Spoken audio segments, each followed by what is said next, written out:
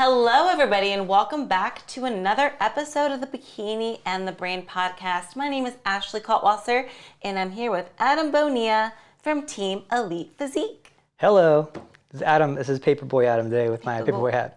Reminds me of like the 1930s or something. I like this hat. I'm the only one wearing these days. Yeah, you are. Me and Samuel L. Jackson.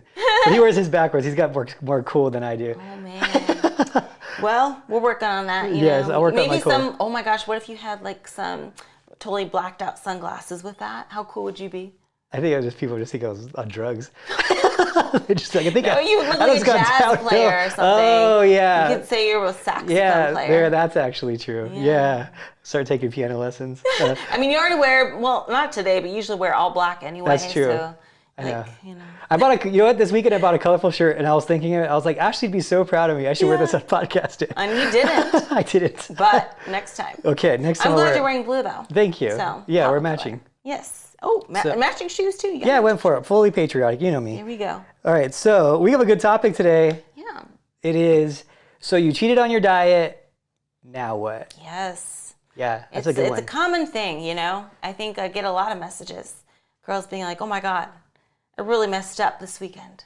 I went to my friend's birthday party and I couldn't control myself. And I had 4 slices of cake, 3 bottles of champagne, maybe glasses. 3 glasses of champagne. This girl's partying. Oh man. Popping bottles. Popping bottles. You know, so I think that's a pretty common occurrence because, you know, it might happen a few times to you guys out there. And if it hasn't happened already in your prep, especially when you're prepping and you have to stay so strict, sometimes that can get to people and they just need a little bit of freedom, and that little bit of freedom turns into a big old cheat day. Yeah, cheat day. Over the top. And the problem is the cheat day turns into a cheat week, you know, it turns into a cheat month, it turns into just completely going backwards. Right. You know? Which, I mean, sometimes this kind of like even turns out as a planned cheat meal. Oh yeah, my coach said I can have whatever meal I want to on Saturday, and then it kind of turns into a whole day eat fest, you know? So that's why it's good to have the planned treat meals, right? Yeah. Like we discussed. Plan it out. Yeah, I like Don't just be like, oh, it's a buffet. I like to give it to people on their plan and be like, hey, it's a 1,800 calorie free meal, 1,500 calorie free meal, whatever. Eat whatever you want. You have enough protein in the rest of your meals, so you don't need to even worry about this 1,500, 1,800 calories. And they have it like for like a few days, and it's really fun for them because they think about what they're gonna use those 1,800 calories for. It's like currency, you know? Yeah, currency. Because I remember I did that once with Tori at Red Robin, and it was when she was competing, and then she was like, well, if I have this and I have that and I have like a bite of his sandwich, like she was like trying to put it together. Yeah. And it was really funny, but she like used her currency like the best she could. And then she didn't feel bad after it too. She didn't feel like she just was a glutton and felt terrible after it. Like, it was like, nope, that was planned and I feel good and whatever. So, so that's my way of doing it. That's your way too of doing it. Like, hey, this is how many calories you have. Eat whatever you want. Yeah. You know. I always put the little disclaimer though, keep it reasonable. You know, because I would really prefer people not to have that 1,000 calories straight sugar, or you know what I'm saying. Like some people can really go too far with one food item that's empty calories. So at least I think it's good to have a little bit more of like a hearty cheat meal. A hearty cheat meal that's not just pure crap. Yeah, like a steak, a piece of pizza, things like that. At least there's something to it. Yeah. I'm the same. I don't think. Yeah, I hope at least that most of our people aren't just like doing like pure. It's like, okay, I'm just gonna drink a 2-liter Coke. You know? Oh yeah. Or like just down a thing of syrup or honey or something. Yeah, it's such a. But me and you we're on the same page there. We're like, I would never waste that many carbs. Like it has its own value to it. I'm like, I would never waste 200 calories from a soda when I can drink a diet and it's 0 and have those 200 calories. 200 calories on something better. Yeah, you know? Even just rice would be better. You know, right. Like I'd be like, I would love to have that. Exactly. So funny. It's funny when we talk like this, though. I realize how extreme we are.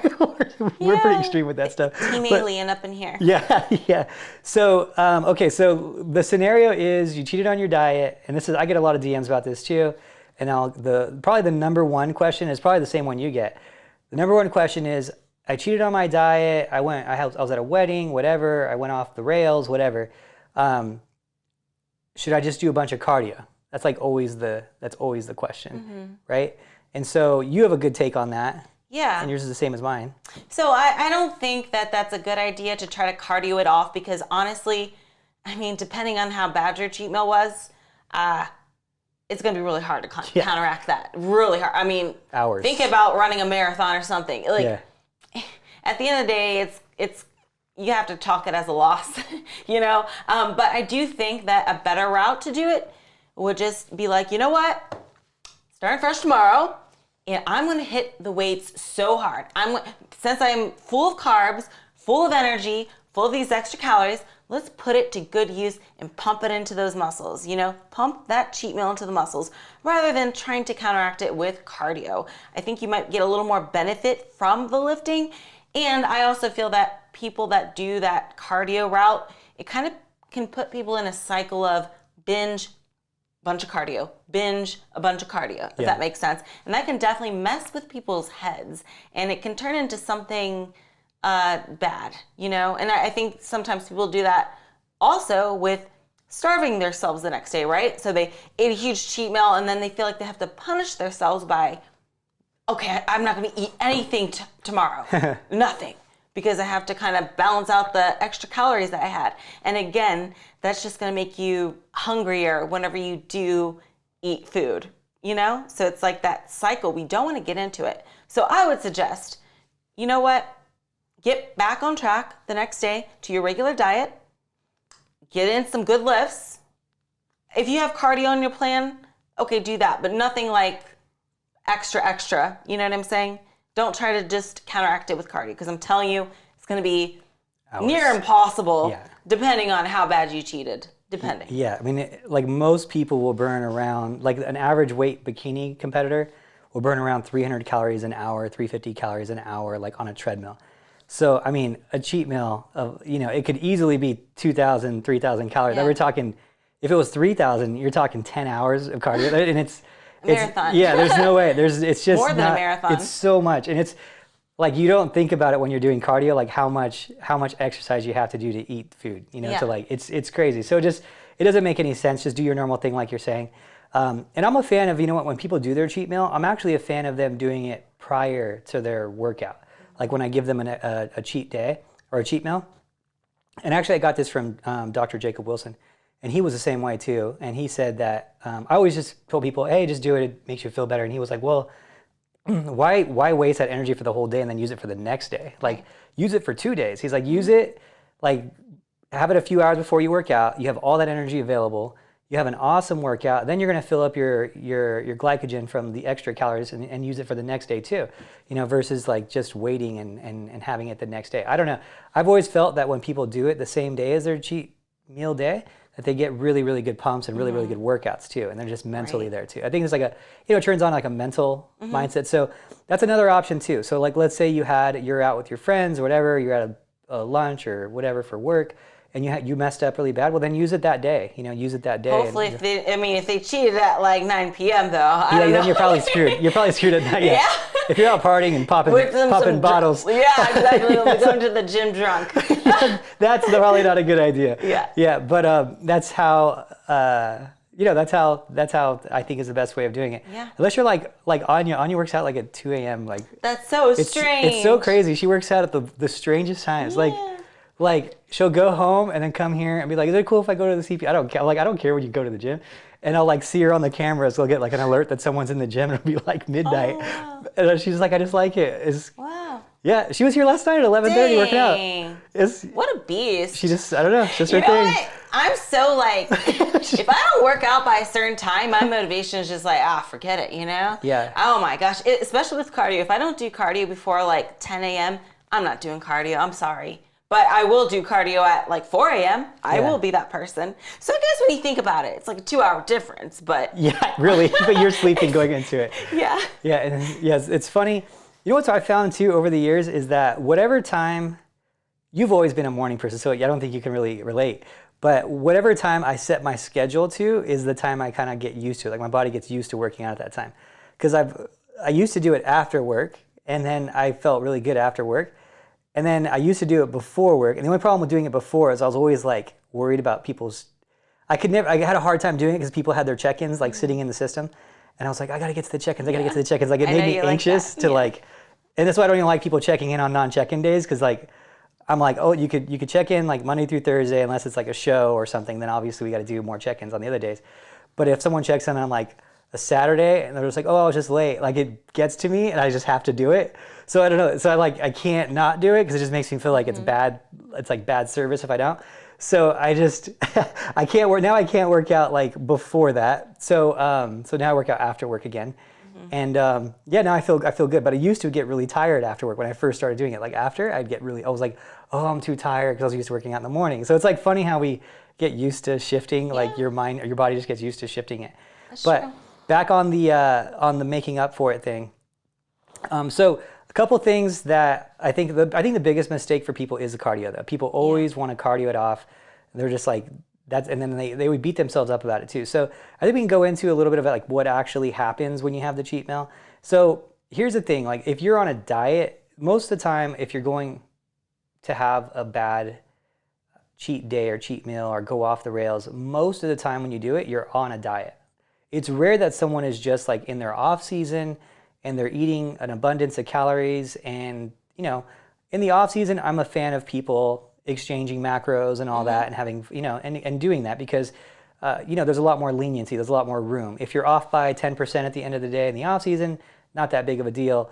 When you're in the in season, it's a big deal to be off by 10% in calories. And that's why I'm not a fan of macro dieting, just because of that whole net, like that net calorie, like after the thermic effect of food. So it shifts how many total calories a coach can calculate. And that's my biggest issue with it. But you're not going to run into too many people who are having crazy cheat days when they're eating 3,000 calories a day because they feel full. The desire is not as much there, So you're probably dieting when you have that. So you're in this big caloric deficit. You're super depleted of glycogen. And just to go into what that is, glycogen is basically stored carbohydrates. So carbohydrates turn into glucose. Glucose stores as glycogen in the muscle cells. And that's what it's just called glycogen. So, when you're dieting hard, you're not replenishing that at the rate that you could be because you don't have as much food. So that's depleted. So your body's waiting to get that back in. And that's when you hear about someone saying, oh, they look full or they look flat. That's how they're referring to it. Just so you know, they refer to full in two different ways. So full means like you filled up with glucose and glycogen and flat. And then full also means, which I hate that this one means that you like have a lot of muscle. Oh, he's full. You know what I mean? It's kind of annoying because girls always are like, oh, you need to fill out those, like you need to fill out your frame. And then the girl's like, oh, that means I was flat. I'm like, no, it's a whole thing. But anyway, the full we're talking about is glucose being stored as glycogen in the muscle cells. So, okay, so let's say you're eating and you're on a really extreme diet and you're on, you're a 100-pound bikini competitor, 4 weeks out from a show and you go on a bad binge, right? And you're eating 1,000 calories a day, let's say, just to keep it simple. And if you weigh 100 pounds, some people getting that low is not super unrealistic when it's close to the show because you weigh 195, you weigh 95 pounds, whatever. So, and you eat 3,000 calories, right? You're like, oh, I blew up, I ate 3,000 calories, I ate this, whatever. So you're talking about the difference of 2,000 calories now in your day. So really it's 3 days in one, but the calories weren't obviously the ones that you would prefer to eat, the macro breakdown. So what's going to happen with those 2,000 calories? Well, if you break it down, 2,000 calories, if it was pure carbohydrates, it'd be 500 carbs.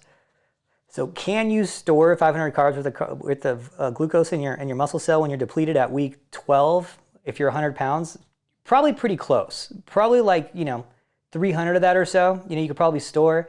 So these are really rough numbers. Don't look it up exactly. It'd probably be like, I would say probably around there something. So at first what's going to happen is this. You're eating foods that you're not used to eating. You haven't been eating them in a while, so you're going to be really bloated. So you're going to look the next 2 days, 3 days, way worse than the actual impact is. So that's going to be the hard part because mentally you go from like being ripped to being bloated and soft because you're retaining water because you've had excessive sodium. So remember, sodium does not make you hold water if you're eating the same amounts. So sodium's not a bad thing. But if you have a huge spike in sodium, you will hold water. Only if you have a big spike, like it's more than your normal amount. So then you're going to hold water. Then you're going to be eating foods that you haven't been eating. So maybe it was like you're eating a dairy-free diet or a gluten-free diet or whatever.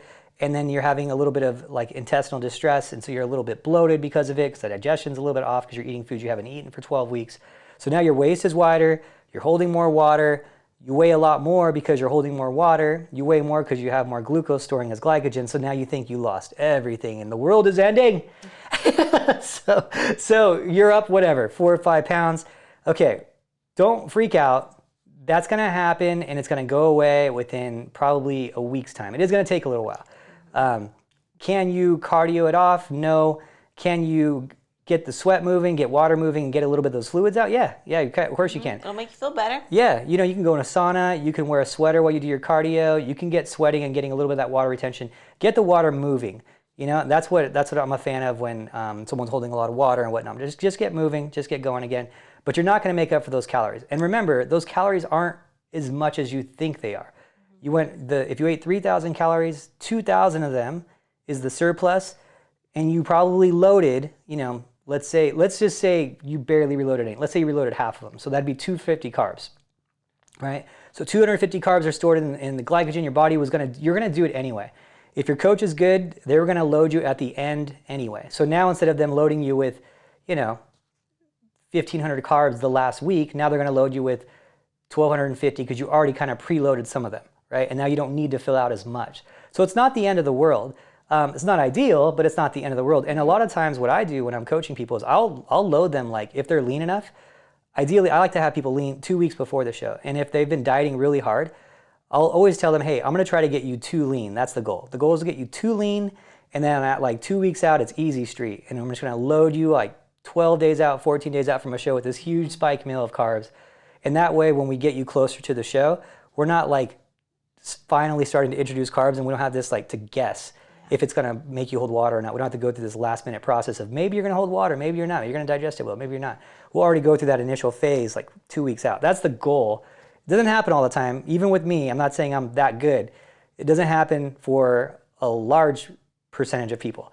So, but that's the goal. That should be the goal. So, okay, so you preloaded a little bit. 250 carbs were absorbed, and there's the remaining 250 carbs, so an extra 1,000 calories. Okay, so you had an extra 1,000 calories. Maybe that's a surplus. Maybe you gained a little bit of body fat, but we're talking 1,000 calories extra, right? So 1,000 calories. Like a third of a pound, maybe? It's not even, it's a little less. If we're going by the rule of thumb, and it's very rough, 3,500 excess calories equal a pound. Yeah, so it's going to be break down to a little less than a third. Yeah. And with that, if a third of a pound is causing you to lose a show, then you probably were more than a third of a pound off. Like that's such a thin margin. I mean, maybe at like the Olympia, but even then it's such a thin amount. So don't beat yourself up about it. Don't try to make up for it. Take it as an L, and learn from it. Yeah. Take that L and make it an E-A-R-N, put L and then add the E-A-R-N. I just spell it out. I had to spell it out. Now do know this. Here's the one time I will say, okay, you could adjust a little bit of calories the next day, is that if let's say you're eating, let's say 35 carbs per meal, and you have 5 meals, so that's 105 carbs plus 70, so 175 carbs a day. That next day, just do your post-workout. Yeah, just do your post-workout. Make up for some of them, and then after that, go right back to normal. Don't try to really compensate for it and just eat. Don't starve yourself. It's not gonna. It's just it doesn't really work that easily, So, but yeah, I will cut some of the carbs because you don't need them. You're already loaded. Your glycogen's full. You have some from the day prior to use. What's the point, right? So that's kind of what I would say. And then I will say the same as you though. That day or the next day, really go after it in the gym. You have the extra energy to use lifts. It. Go for it. Yeah, drop sets, all that. Go for it. 2-day lifts, maybe. Yeah, nothing wrong with that. Different body part. I'm always like the anti 2-day guy, but I'm always like, if it makes sense and you feel good, then it's not going to kill you. Especially when you're in those final 4 weeks and you're trying to get really lean, and you're feeling good one day, go for it. I mean, I'm bored right now, and I'm not I'm bored in Vegas right now because I've been playing a lot of poker tournaments and stuff. I've been working. And I didn't compete, so you don't have a show to go to. So over the weekend I work out twice a day. Pretty much every day over the weekend I work out twice a day. So, I feel good. My calories are, I'll eat a little extra, whatever. But I feel fine. I'm recovered. I'm not overtraining. I mean, I think almost every day last week I worked out twice a day. I was just bored. Yeah, it's cool. One's a good workout. One's a good workout, and one's like kind of like a social workout Yeah. arms type of thing. Extra credit. Yeah, I joined Fit Club too. Oh, you did? It's fun, and there's a lot of people there that are really cool. You know, like Mark's always there, Jennifer's there, Bryn's there. Like, there's just so many people there that are like just cool. The owner's like really cool. I love he's a really cool guy. Like, if you guys have a chance, go to Fit Club. It's an awesome gym, and the owner's like, he's just so cool. He's always there, and he's like a newer gym owner, and he's like so passionate about it. So I talk with him about that stuff too, because I was in that, you know, worked for corporate gyms for a while too. So it's just fun. So but anyway, I'm not overtraining. It doesn't happen that quickly. Use that energy. Totally. What else did I miss there? Well, I just want you to also just reiterate, very important that this whole scenario only works out if you get back on track the next day. And I want to stress that, like, because it's a slippery slope. You get the taste of the good stuff, you know, and you want more, or you might just think of it as like, oh, well, I just lost progress anyway. Might as well just take this whole week off. So don't allow yourself to give into that mindset. You must get back on track. You must. Yes. Absolutely. And another thing we have to be assured of is that if you are working with a coach, be honest with your coach. Okay? Because I know a lot of people feel the shame, or they feel guilty, or they think that their coach is going to be mad at them. You have to be honest with your coach. Because if not, your coach is just going to assume like that you didn't have this cheat meal, right? Yeah. And then when you go to adjust things, it's just going to mess up everything. So be honest with your coach, okay? Very, very important. It is important. Yeah, and I'll reiterate on that too, because I've had it I've done this so long, 20 years. It's funny is I've had it happen a few times, which is usually I'm only told when they win, right? So I had a girl a few years ago, she won Miss Colorado, so she won like Colorado State Championship. And then she got off stage, and she didn't tell me that she had any cheats or anything like that. She's like, okay. She's like, my husband told me now that if I won, I had to tell you, because he was telling me I had to tell you the whole time, and I felt too guilty. And she's like, that last week though, like before the show, we went to a baseball game, and I had 2 hot dogs and a beer. And I was like, what are you doing? And she's like, you can't do that at like going into the last week. She's like, I know you're gonna say that, you're gonna get mad at me. I already know. I shouldn't have done it. She's like, but I won, and that's it.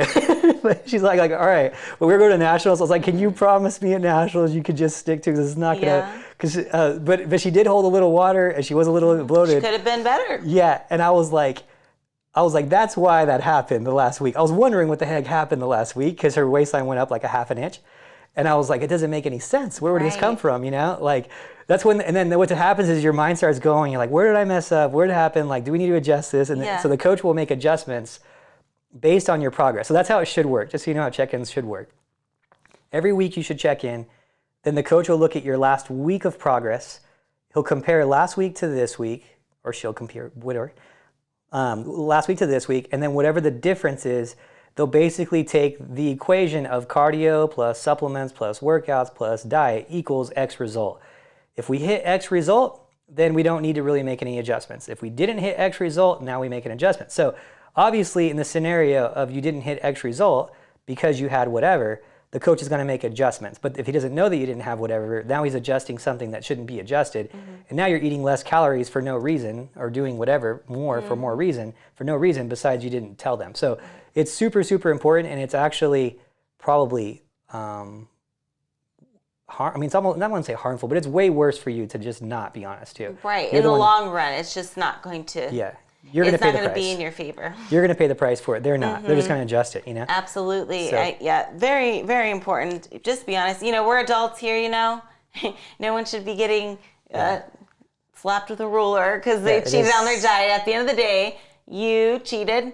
You're going to pay the price, not your coach necessarily, So it's kind of like, just be honest.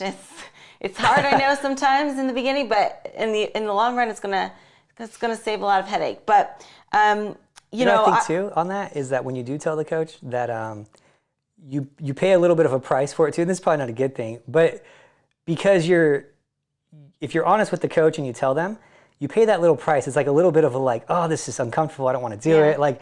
And so it kind of if you're being honest, it kind of gives you a little bit of a stopping mechanism too when you're about to do it. I don't want to go through that again. It was so awkward last time. Because I'm letting somebody down. Yeah, so that's another helpful, Right, thing. Yeah. So. I think even in scenarios where like that girl, she still won.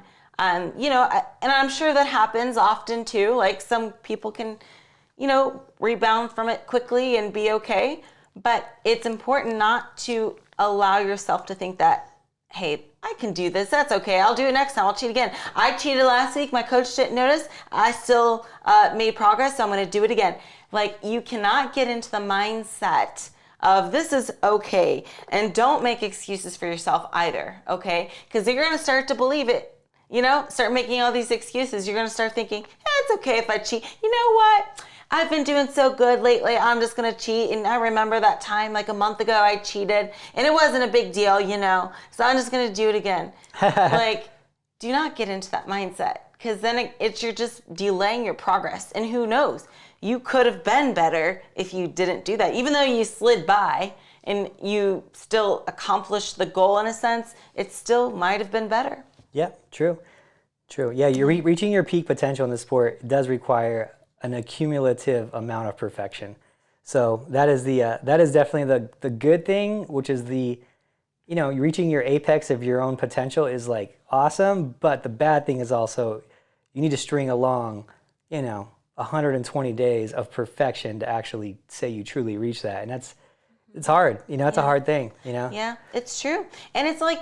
It's a little mental battle that one side of you says, you know what, I'm human. We all make mistakes. And then the other side of you is like, well, I shouldn't have done that, and you never want to feel guilty, but then again, you don't want to feel like it's okay. Yeah. So it's kind of like that, battle within your mind. It's like, which way do you go? Like, are you one of those people that are just like, yeah, it's, whatever, this is okay? Or are you feeling guilty? Because we don't want people to feel like overly guilty, right? And then stress themselves out even more and have that feeling like you ruined everything, and your prep is ruined. Yeah. We don't want that. That's a bit extreme. But we also want to clarify that's not okay to think that making excuses for yourself and doing it frequently is your way out of things, right? And depending on what your goals are, if you're trying to be the best and you're trying to win, that is definitely not the right mindset to have, Yeah. So. No, I like that. I think that's something we could dive more into too, especially because you're so strong mentally. Is like the whole, like on more episodes is like more the mental side of things. Because that's where I struggle, and that's where, if you remember, I've talked about it on the podcast before. But my ex-girlfriend, Hannah, she was real into psychology. She was like going to school for psychology. Mm-hmm. And she was always like, you're really good at coaching. She's like, I think you're awesome. But at the psychology part of it, like you're just too tough. Like you're too tough. Like you've grown up with it and you can't understand what like normal people go through. And I was like, yeah, I do struggle with it, with that part of it. Because for me, it's always been like so sports-based. And it's always been like, there is no option besides this way. Like it's just, no, you eat chicken. Who cares? Toughen up. You know what I mean? And she's like, it's like, that's not normal though. Yeah. She's like, people don't do that. Like you do that because you grew up with it. Like, cause I've been bodybuilding since I was like 13, She's like, you grew up with it. So it's not the same. Like it's in your, like it's implanted in your DNA now. And with other people that like, they're just starting, like it's hard. And so you need to like get better at that. And I was like, no, you're right. And I never really thought about it. Like she like opened my mind to it. And I've been better at it the last couple years, but I know that there's still a lot of like growth for me in that department. Yeah. And I can say, I don't think you're overly tough. But then again, I really haven't had much of those conversations with you either. You don't cheat, You don't cheat. If anything, like I'm a snacker though, I will say, like I don't want anybody out there thinking I'm 100% perfect, right? If anything, a little snack here and there. But as far as like a 2,000 calorie binge meal, no. Yeah. I hate the feeling of being full like that. I don't want to wake up the next day and still be full. I like to have smaller meals anyway. I don't like to be bloated. It's uncomfortable for me. And to be honest, my stomach must be shrunken by now because I do not have the biggest appetite. I don't think I could have a 2,000 calorie meal even if I tried, unless it was like straight syrup. Yeah. I don't think it would fit. But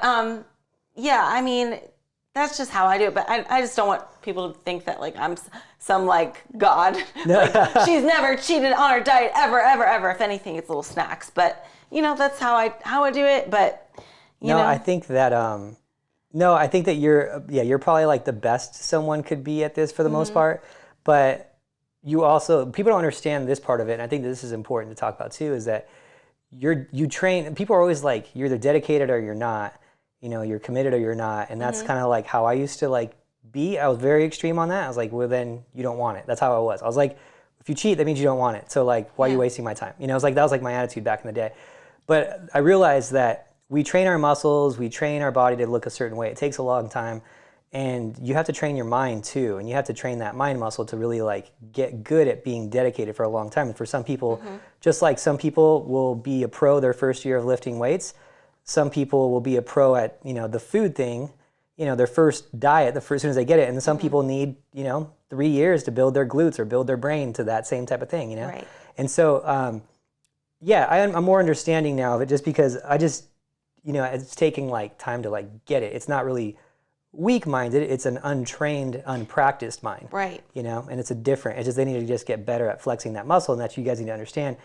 It's not, when you guys see these people, these, Ronnie Coleman, who I talked about, who like never even thought about cheating on his diet, and Ashley Cotwasser, who like doesn't cheat, and you like look at them and you're like, you think it's so it's so crazy to think about, like they just don't cheat, and it's not even like a thought. And so you got to understand, it's taken them years of doing this for them to get like that. Ashley had a bad year in 2017. She talks about it. And so like now it's taken a while, but when she snapped, I will say when she snapped back in, it was pretty much snapped back in. So, but that's from a well-trained mind prior to that. You just turned it back on. It was like a light switch for you, which maybe that's a good thing to even talk about that too. Maybe that's what it is. After you train it once and you keep staying dedicated and you turn on that switch. So I just found my motivation again. Yeah, that whole year was just kind of like both with training and diet, I just didn't work out and just ate whatever.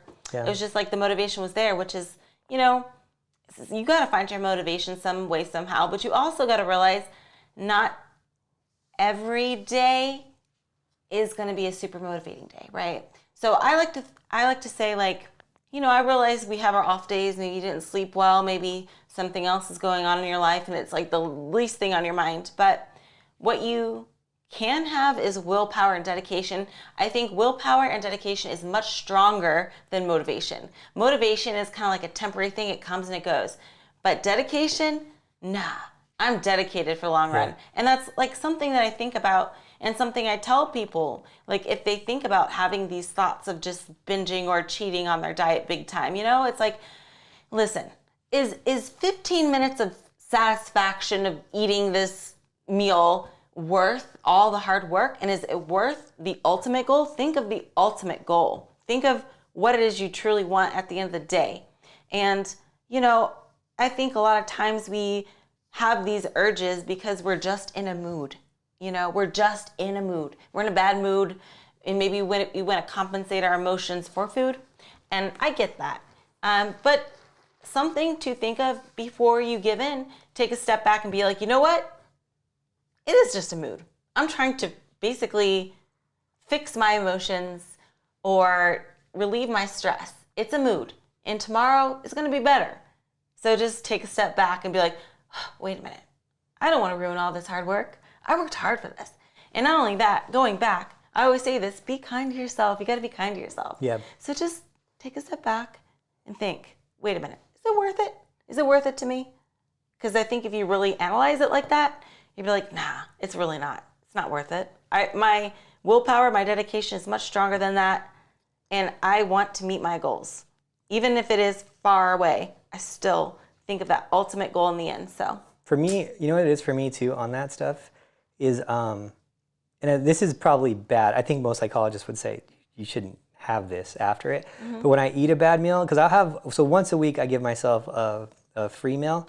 And I try to keep it around 1,500 or so calories. And it's every like Saturday or Sunday. It's my choice. And that's the only, but the rest of the week I'm like, I have to eat clean. I don't have like a certain calorie count I'm trying to hit right now, but it's like eat clean, 100% clean, and then one meal. But when I go like a little bit bad and I go off of it too much, like I go too crazy, maybe it's like 2,500 or so.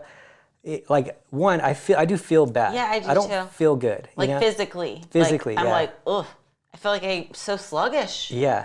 And just not agile anymore. I usually, what I usually have is this it's a cauliflower crust pizza. Like it's not even that bad, but but it's from a pizza place from Pyology. So I was like a cauliflower cut. But then the other day I had one like a regular pizza, and it was definitely higher calories than I thought it was going to be. And I felt so bad, like physically for it for like 2 days. Like my digestion and like I had like acid reflux You and wake stuff. up and you're still full, and you're like, what the heck? I'm hungry now because it's been a while since I ate, but then again, I'm still like full. Like Yeah, my it's so stomach weird. is still, I hate that feeling. I didn't want to eat, like, because I ate at like 6, and usually I'll eat like right before, I eat like really like close to bedtime, and like usually just have like a protein meal or something.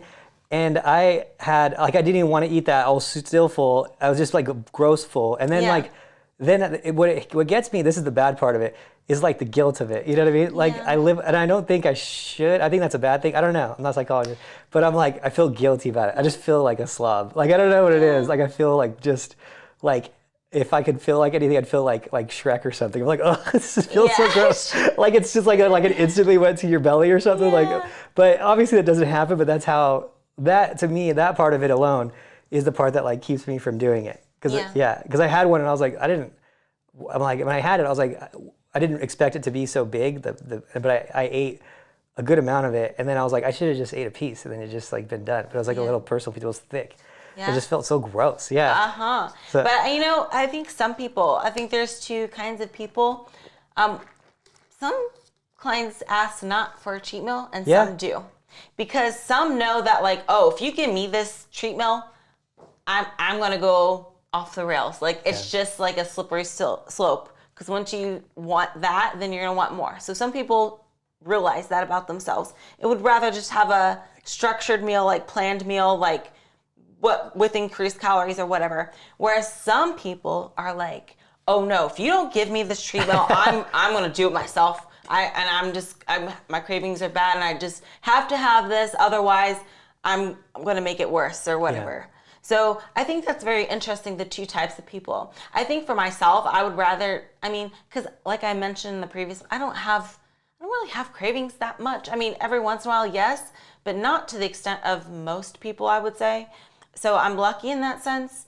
So for me, I'm like, if I don't need a cheat meal, like unless Adam says like, Ashley, you're way too scrawny right now, we need to like fill out big time, like ASAP. I really would rather not, you know? Yeah. And even then, it'd still be what we would consider, I guess, clean. And I'm using air quotations for our listeners. Clean. Still stuff that I would have in my diet anyway, rather than a trip to the Cheesecake Factory with all the works. You know what I mean? So I'm not like that. I just feel like I'd rather just stay like more on track with it and do it that way than the unpredictability factor of a cheat meal. Like, how am I going to feel after this treat meal? How am I going to look after it? Is my body going to have adverse reaction, get bloated and stuff? Like, I don't know. That's just how I think. What's your opinion on people's like mindset whenever they want a cheat meal versus not? So I have a couple different, it's more of like scenario based. It just depends on the person. So I like people who are really, really dedicated, but I also like people to not set themselves up for when this is all done to like just go catastrophic and just blow up. So there's there's a lot of different types, but one of the types is like just so regimented that it's problematic, you know? Yeah. Where it's like, I know those people too. Yeah. Like, you tell them to eat more calories and they won't. Like, they're afraid. I want people to understand, hey, you can do this and live pretty normal. Right. Like, you know, people in prep, they're like, oh, I can't do this life because of my prep. I just won't have time for this. And I'm like, wait a minute. What's so different about your prep life that's your regular life? Like, I was actually telling this to a girl the other day, and she was like, yeah, it's just so hard with my personal life to actually manage a personal life. All I do is prep and this and that. And I was like, wait a minute. What do you do in prep that's so different from your regular life? I'm like, you work out normally. You always work out, right? So let's just take that hour into the day. That's there no matter what. How much cardio do you do in a normal day when you're not in prep? And she was like 15 minutes, 20 minutes. And then how much you do when you're in prep? She's like 30, 35. I'm like, so the difference is your 20 minutes in cardio is causing you to not have any personal life whatsoever? Like, I don't understand. Because what are you doing so differently when you're in prep besides counting, like bringing your food places and prepping your food, which you have to eat either way. So whether you're prepping it per meal or you're prepping it on Sundays, whatever, like you're doing, like, I don't understand the difference. It's the same thing. So like, why are we talking like it's so destructive to your life? Now, if you're doing 2 hours of cardio and split sessions and all that. I get that, but you shouldn't need to do that. Like you should be prepping good enough in your off season where you shouldn't have to have a 2 hour cardio, scenario. So anyway, I just wanted to go in that one too. But the people who are so regimented where they won't have anything at all, I do like them to loosen up a little bit. I want you to be dedicated 100%.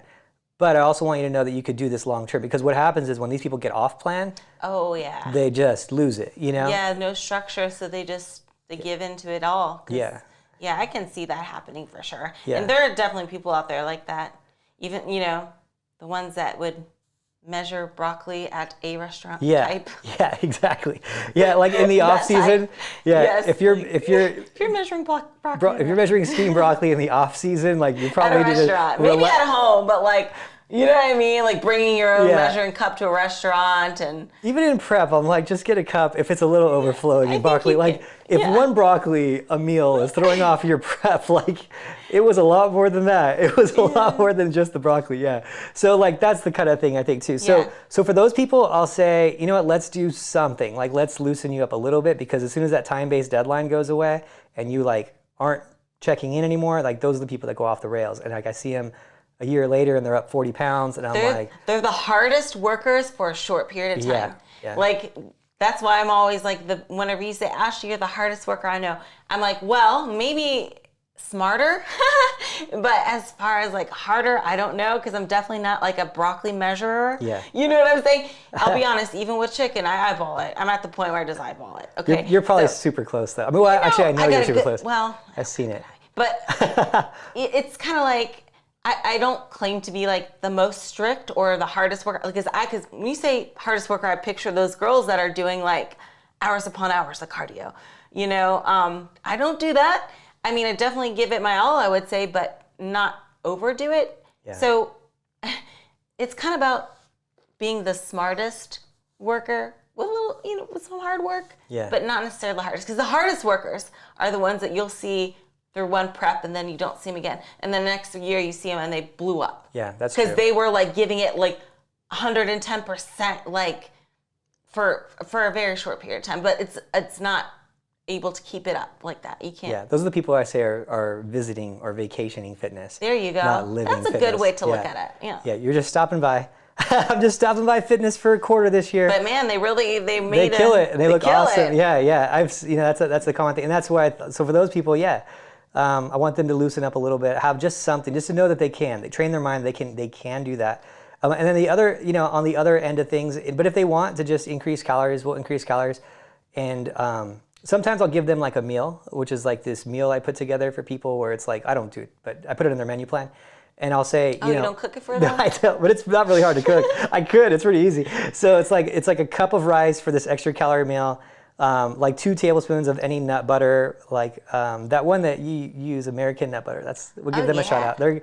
They sent me some nut butters and they've taken care of a lot of my friends and stuff too. They sent some to you and Frida and Laura Lee and Sean and all them. So thank you guys for that. But actually they sent some to Mark and Jennifer too. But they are like flavored nut butter. So I'll be like, hey, have some of that and then throw some stevia in it. And then like maybe like even like some chocolate chips or something and mix it in the rice. Oh, do cream of rice, Adam. You don't know this. Cream of rice is more desserty. Is it more desserty? Okay. Yeah. Well, then cream of rice, which is exchangeable for regular rice. Yes. And then it's just grinded rice, but it is more desserty. You're right. And then even like some sugar-free Hershey's chocolate syrup. And you got yourself like pretty much prep food that is very desserty and a higher volume of it. And like that kind of really lets those people like give them that happy medium. Right. You know? Some cinnamon, whatever too. Yeah, and they don't feel like it's like, oh, these are foods I'm already used to anyway, in a sense. So it's nothing that's going to do anything crazy with their physique, with the unpredictability of a treat meal. What, like you mentioned, the gluten that you might not have had, or the dairy or other items. So. Yeah. And if you guys are in prep and you want like a dessert, like that's something you can totally do. Even if you're one of my people and you have, let's say you have like 3 carb, I'm using 35 again, so I use 35 a lot. Let's say you have 3 meals at 35 and you want to combine 2 of those for that and you're in some of your nut butters for that, like do it, give yourself that mental break. And that's going to help you from having those cheats too, is those little, like if you're craving things and you find these really tricky ways of doing things, you're good at that. Tori's good at that. She does a lot of, Tori's like, she's worked with me the longest here. I think like 6 years. And she's really, really good at the food stuff. So her Instagram's The Right Way, spelled with like WRIGHT. And she always has like a bunch of food stuff. WHEY. Oh yeah, then whey protein. Yeah, that's right. And so so clever that name. Yeah. So just spell it out again since it was so confusing. THEWRIGHT But she like, I mean, at one point she was like a full-on like food chef. Like she was putting out stuff like every week and like all these things. And it was really cool. And there's a lot of, if you know of any other Instagrams, like leave them in the comments because it's really helpful for people to do this. There's another guy I saw the other day, but he makes like really crazy stuff. And he was an air fryer guy. Have you seen this guy?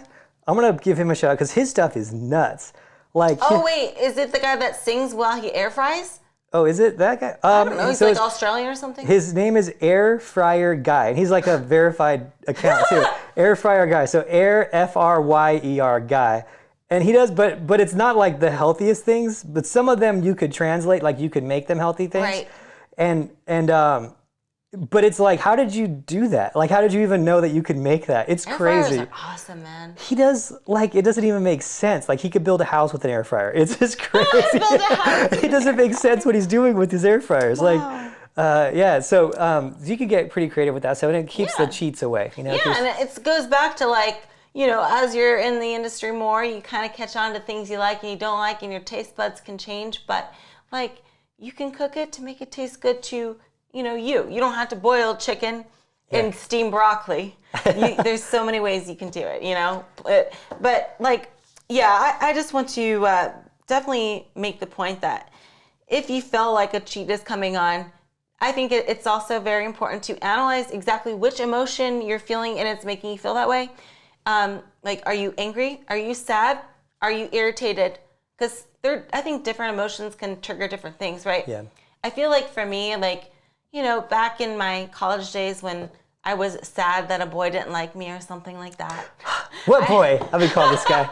I don't know. I don't have that issue anymore. But, you know, but I just like, I would feel when I felt sad, I was like actually not hungry. But I felt that like when I was irritated or mad, I would overeat. So I think it's important to analyze what emotion is causing this, you know? And, you know, like I said, just think before you give in, go for a walk or whatever. But also if you're truly feeling like, hey, I'm not feeling any sort of emotion, I just need a cheat meal. You know, maybe it's a better idea to stimulate another like pleasure by maybe going to the spa, getting your nails. That's what I do. I'm like, if I'm having a poopy day where it's like, oh, I could go for a cheat meal today or whatever because it's just like crap day. You know what? Go to the spa day. And I get my satisfaction there. For some people, it might be like going to play poker or whatever your fun thing is. Like try to like compensate with something better than food to make up for your mood or your bad day. That's true. You know? You do a lot of spa days. You're such a spa girl. I like to be pampered. You pamper yourself though, which is nice. It's good. Yeah, it's calorie free. Yeah, it's calorie free. Yeah, so. I didn't realize how much you go. You go quite a bit. That's good. That's good though. No, that's awesome. That's really cool. It's like your thing. Yeah, totally. And you play poker? Yeah, pretty. Yeah, I stopped recently, so I'm starting going to the gym more. So yeah, I'm on this. Okay, so with the listeners, I'm on this lifelong goal of winning a poker tournament at every casino in Las Vegas. I've won three casinos so far, but That's cool. Yeah, that would be. It's way harder than I thought it was going to be. When I first got here, I was killing the tournaments. Like I won the first one that I entered, and I didn't realize how big it was, and I was like, oh yeah. I still got this, you know, and then like I've won 2 since then. It's been like $5. How many casinos are there? Oh, that's a lot. I don't know how many it is, but like on a daily. And is it just in Las Vegas? Or just in Las Vegas. On a daily, there's like probably 10 to 12 tournaments a day, like just different. There's a lot. It's going to be a long time. But then so I was playing so much, I realized I was just wasting so much time there, and I was like, I'd rather work out because what is this going to give me? A few $100s. Couple $1,000 if I win it, but I'm wasting so much time like trying to do this because it's like each tournament's like, I mean, it'd be like at least 6 hours. That's like the shortest one. Most of them are like a lot longer, like 12 hours. So I was just like, man, I'm just wasting time like sitting here. Like it's just so bad for me to like get in the habit of this. Yeah, I like your goal though. I didn't know about that, but you know what's something we have the same mindset because that. In a sense, if that translated to like competitions, like I'm thinking that's something I would do. Yeah. Like just to say I did it, just to be like, I did it. Is it crazy? Yes. but I'm gonna do it. Yeah. I'm still gonna do it. I'm still gonna do it if I can live long enough, because it's gonna take a while for that one. But there's probably like 30-ish, I imagine. It's gonna take a long time, but yeah. But you're gonna do it. That's awesome. That's what's up. Yeah. So I guess we do set kind of crazy goals for ourselves, right? See, it's like in a different like scenario, but the same kind of like, that's my kind of crazy. You know what I'm saying? Exactly. Like that's something I would do. Yeah, it's fun. It's fun. Yeah. So anyway, so all right, what else we got on this cheat? Anything else on the cheat? I think the main thing maybe just a little bit of more of the prevention. You know, whenever you are feeling like you need a cheat meal, I think, you know, like I said, I think it's like an emotion. You're trying to compensate, or maybe there is like could possibly be a nutrient vitamin that you're lacking in your diet that you're just not getting for some reason. Yeah. And you just kind of give into it. If you want to touch a little bit on that prevention as well, I think that would be very helpful. I think the main one that people feel when they're dieting, like they actually feel and they really want to eat like burgers and stuff, from what I hear, and I've seen this on a couple tests, but it's hard to really identify. But what I've seen on a couple tests that I've been able to correlate a little bit has been the iron deficiencies and people like really wanting to eat burgers and red meats and steaks. Makes sense. Yeah, and I don't, it seems like that's a correlation. I've heard another one with chocolate, but I don't know what they're lacking in that where they want that. I don't know if that's just more of they want chocolate. You know what I mean? So, but the way of, I mean, if you're taking all your multivitamins, like you should be, and you're eating enough where you're not like overtrained, you shouldn't really just have like a food desire to make up for that type of thing, Like it's just because even with, and that's the thing too, when we talk about like vitamins and minerals and all that, the amount of food you need to eat to get vitamins and minerals, there's no way to do it on a prep diet. Like unless you're like a 300-pound bodybuilder, like you're not going to eat enough food. And even then, they're not going to eat enough fruits to get it in because it's too many. Yeah. They're going to eat it more in protein. So you're always going to want to take your multivitamins. So that'd be a good way of doing it too. So if Which, by the way, some multivitamins don't have iron in them, so pay attention to that. Yeah. I've been iron deficient a few times while taking multivitamin, only to find out that the iron isn't in my multi. Yeah. So pay attention. A lot of them don't because it is a metal and it sits hard in a lot of people's stomachs. Yeah. So it can make you nauseated. Yeah. So a lot of the multivitamin companies won't put certain things in there because they want the majority of people to be able to tolerate it. Right. They don't want to be like, I took this vitamin and now I need to throw up because I'm nauseated. Because that's not a good selling item, right? Not a good selling point. As long as you eat it with a meal, you're okay. But like I see what they mean because a lot of people won't eat it with a meal or maybe a very small meal. Yeah. So any vitamins that could make someone sick are generally not in most multivitamins, it's going to like sit hard on people. And so that's the only problem with that stuff is because it's just, you don't want to market to 1% of the people that can tolerate it raw iron. Or even to that 1% that get nauseated and then they complain about it. Yeah, you know what I mean? So yeah. So but if you're taking multivitamin, for the most part, you should have most things in there. You should be having enough quality foods in your diet where you shouldn't be lacking those things where you really think. I think it's just the problem more than anything is just people going from. I always think that the problem is the off season and how crazy people are in the off season. Because if you're not that crazy like for me, for example, I'm not doing any shows probably ever again. But like I might do like a photo shoot or something like that one day and like get back in like that type of crazy good shape. But it wouldn't be that much for me to snap back into it. I just had to add more cardio and like my diet's like 90% there already.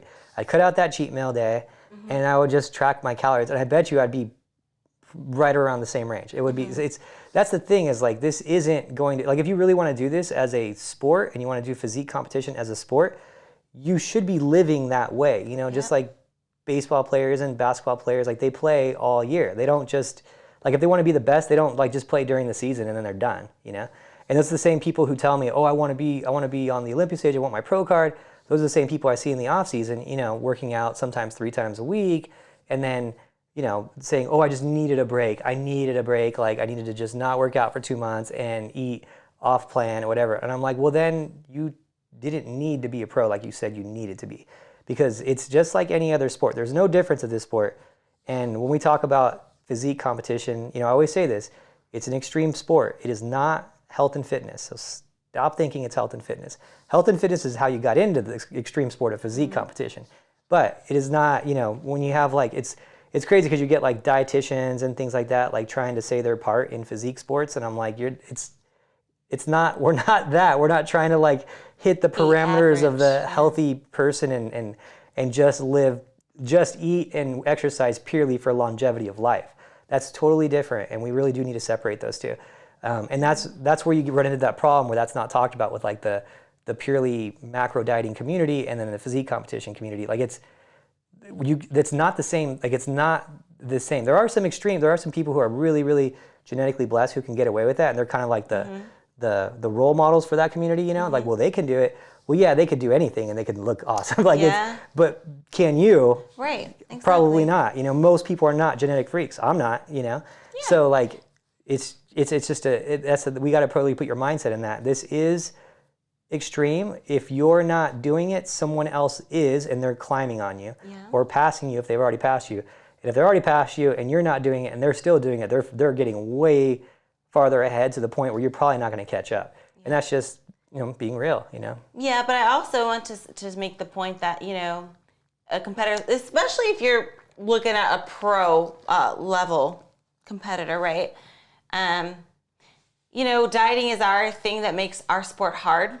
Yeah. You know, and maybe some nutritionists and dietitians would say that's a little much, too extreme, whatever.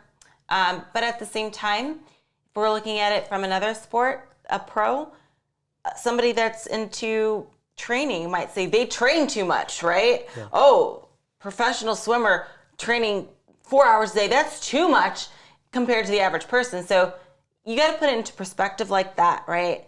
Dieting is what makes our sport difficult, but at the same time, the same applies to other professional athletes who train, I guess, what one might consider too much to get to that level. Yeah. Yeah. So no, I like it. That's a good point. There's nothing else I had on that because it was so good. I was like, you're exactly right. So I think, a lot of it's mindset. A lot of it's, I think we covered it pretty well. You know, you can't really make up for it, but you could take advantage of it. It's not going to ruin your day. It's not going to ruin your whole prep unless you really went crazy and you were like a week out, you know? So I think that. Yeah, you just got to get back on track the next day. Yeah, that's it. And be good to yourself. Be kind to yourself. All right. So anyway, I guess we'll leave this episode there. Yeah. One thing, we need some help from you guys, though. We need help. Oh, yes, we do. Okay. We are going to have our 100th episode coming up. I think this is number 97, if I'm right. Ooh, it's coming up. And so we're going to do a cool Q&A thing, but we want you guys to send us in video questions. And you could send it in to DM, to me or Ashley, and it's like basically take a vertical video of yourself, like in your phone, and then we're going to put your video up next to our answer, and it'll be a cool little episode for our 100th one. Try to keep the questions, not so long, like because everyone's going to be watching them. They don't want to watch someone talk for 5 minutes, for every question. Not only that, but make it kind of like applicable to many people, not just yourself. I gave the example on Instagram the other day. Don't make it a question like, I sprained my pinky toe and I can't do weighted lunges. What can I do instead? Because that would be like applicable to like one person. Yeah, exactly. Right?